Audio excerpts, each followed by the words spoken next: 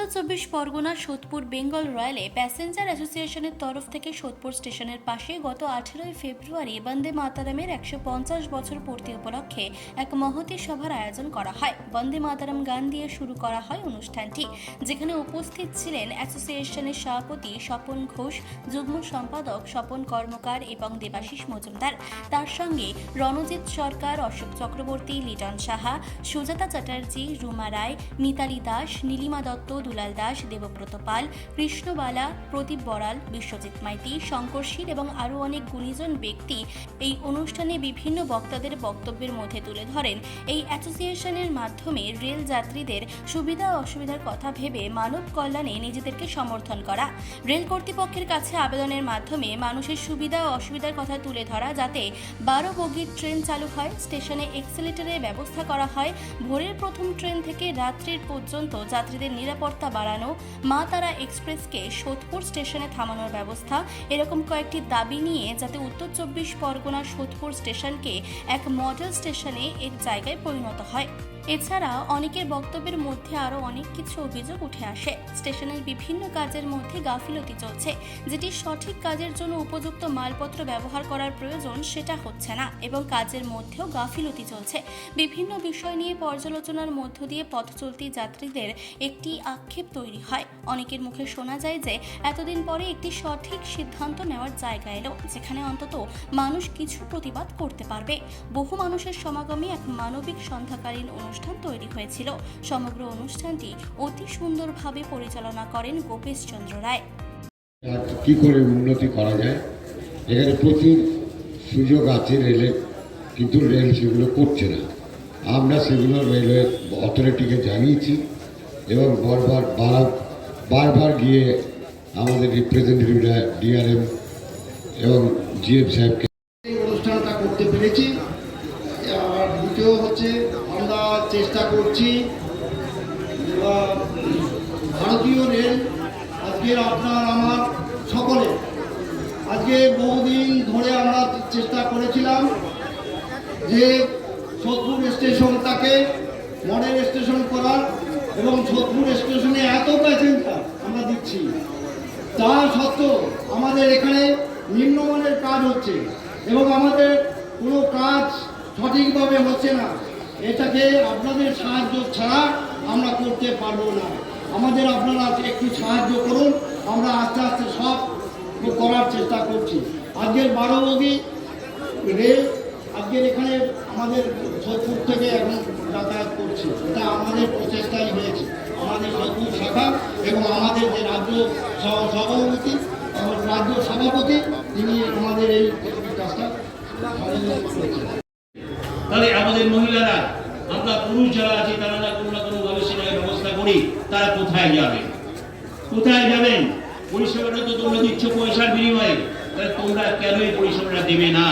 শুধু তাই নয়, আজকে সোদপুর সহ ব্যারাকপুরে যান, ব্যারাকপুরের মাঝখানে একটা ব্রিজ ছিল, ফেলে দেওয়া হয়েছে। একটা ছোট্ট সরু, দুটো লোক যেতে পারে না এমন একটা ব্রিজ ওখানে তৈরি হয়েছে, যেখানে প্রতিদিন সংঘাত হচ্ছে। আমি ব্যারাকপুরের কোর্টে একজন লয়ার, আমরা যখন ওখানে যাচ্ছি তখন থেকে মহিলা পুরুষ সবাই মিলে ওখানে ধাক্কাধাক্কি দ্রুতগতি হচ্ছে। জানি না রেলের যারা কর্তৃপক্ষ আছে তাদের কি চিন্তা ভাবনা আছে এবং তারা কি ভাবেন যে ওই মাঝখানে যেটা ছিল সেটা নেই। আপনি চলে যান দমদম জংশন স্টেশনে, কোথায় শৌচালয়? আপনি বলুন তো, দমদম স্টেশনে 1, 2, 3 কোথায়? 2 নম্বর, 3 নম্বর, 4 নম্বরে শৌচালয় কোথায় দাঁড়িয়ে আছে? শতবর্ষের অনুষ্ঠান শুরু হয়েছিল 2025 সনের 7ই নভেম্বর, অর্থাৎ কিনা অক্ষয় নবমীর দিন থেকে। এবার সবচেয়ে আগে আমাদের যেটা ভাবা দরকার যে বন্দে মাতরম নিয়ে এত ধরনের বিশ্লেষণ কেন, এত ধরনের ভাবনা কেন? বন্দে মাতরম শব্দটা যদি আমরা বিশ্লেষণ করি, আমরা দেখতে পাই যে বন্দে মাতরম অর্থাৎ আমার মাকে আমি বন্দনা জানাই। মা বলতে এখানে দেশমাতৃকাকে বোঝানো হচ্ছে। আমরা সবাই ছোটবেলা থেকে জেনে এসেছি জননী জন্মভূমিষ্ঠ স্বর্গাদপি গড়িয়সী। কারণ এই যে রবীন্দ্রনাথের কথাতেই একটা আছে কবিতার লাইনে, মা বলিতে প্রাণ করে আঞ্চান চোখে আসি দল ভরে। আমাদের জন্ম থেকে মাকে আমরা আঁকড়ে ধরি, যদিও বড় হয়ে অনেকে অনেক কিছু ভুলে যায়, কিন্তু মাকে জীবনের শেষ দিনেও আমার মনে হয় যে মায়ের কাছে ফিরে যায়। তো যাই হোক, এসব কথা তো স্বাভাবিক কথা।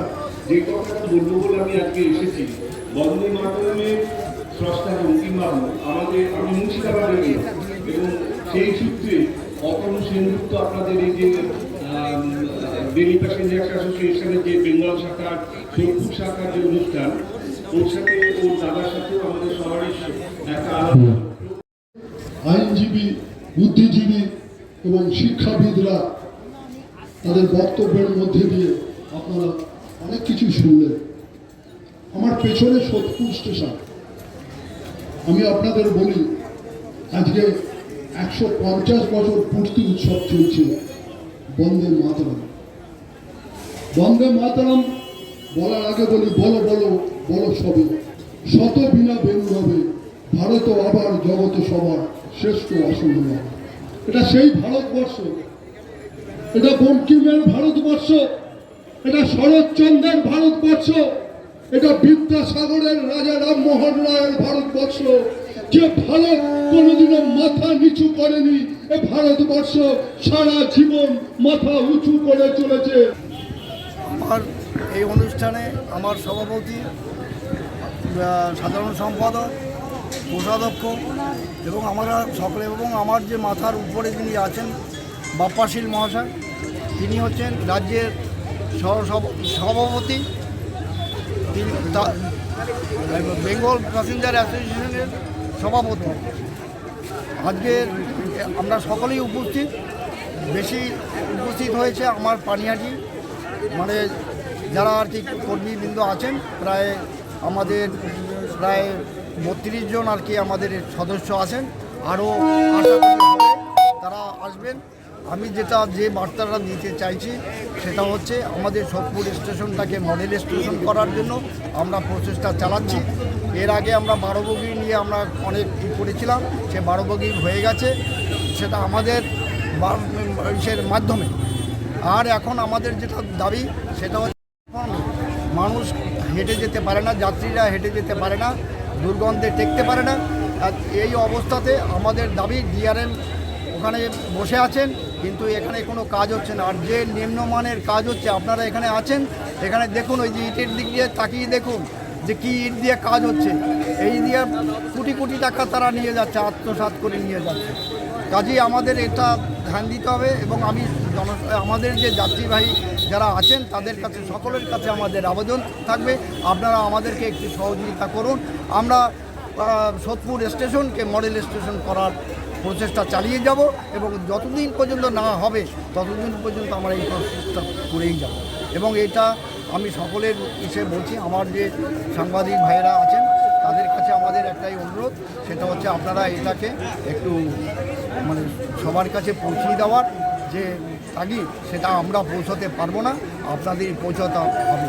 কারণ আপনারা আমরা পানিহাটির এবং সোদপুর স্টেশনে থেকে যাতায়াত করা, সুদূর কোন্নগর থেকে মানে এদিকে ব্যারাকপুর বা অথবা এদিকে আমাদের যে মধ্যমগ্রাম, যে অঞ্চলের মানুষগুলো এই সোদপুর স্টেশনকে কেন্দ্র করে যাতায়াত করে, সেই অঞ্চলে সেই সমস্ত মানুষদের কাছে আমাদের আবেদন, বেঙ্গল রেলের প্যাসেঞ্জারের পক্ষ থেকে এবং আজকের এই অনুষ্ঠানের মধ্যে দিয়ে, যে প্রত্যেকটা শিশুকে, প্রত্যেকটা মানুষকে কতগুলো মানুষের নাম প্রথম থেকেই শেখাতে হবে।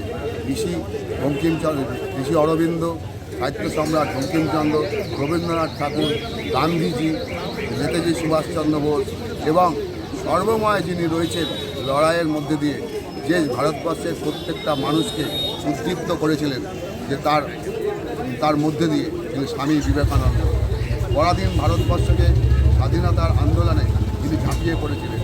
পরাধীনতার নিরন্ধ অন্ধকারে নিমগ্ন জাতির হৃদয়কে যিনি বজ্রগর্ভ অগ্নিমন্ত্রে উজ্জীবিত করে তুলেছিলেন।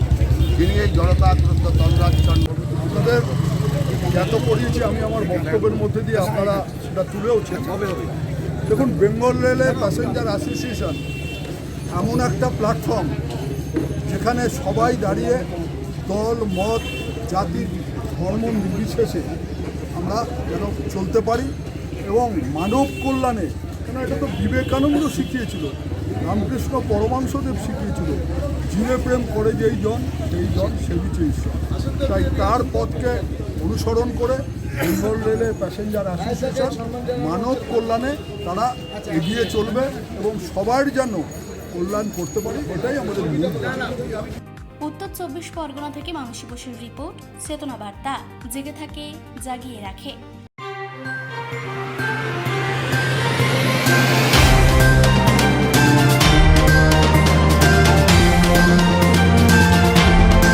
চেতনা বার্তা, জেগে থাকে, জাগিয়ে রাখে।